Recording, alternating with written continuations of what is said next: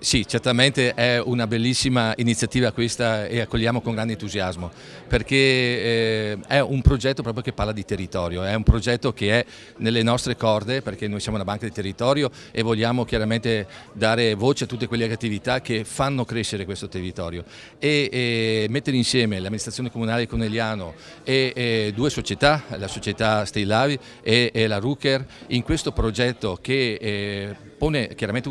alla base una rivalutazione di quello che è il palazzetto di Conegliano, che era una struttura che negli ultimi anni non era molto, diciamo così,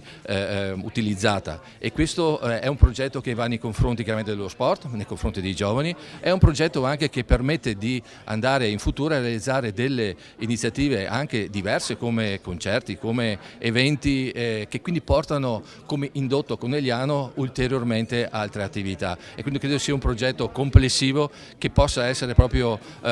importante per ancora di più lanciare ed evidenziare quello che si può fare in una comunità viva e forte come quella di Conegliano. Presidente, lo ha sottolineato in fase di presentazione, è stato un investimento anche che si avvicina al milione, insomma è un investimento consistente e importante. Sì, è un investimento che chiaramente deve avere la sua logica in quelle che sono le necessità che un palazzetto, che deve avere delle caratteristiche particolari, oggi sono ovviamente richieste, e quindi è un palazzetto che dovrà avere anche un grado di gradevolezza per tutti coloro che andranno ad usufruire di questa struttura, e quindi sono investimenti assolutamente necessari sia dal punto di vista dell'investimento in senso stretto, e poi ci sarà annualmente diciamo così, una sponsorizzazione per fare in modo di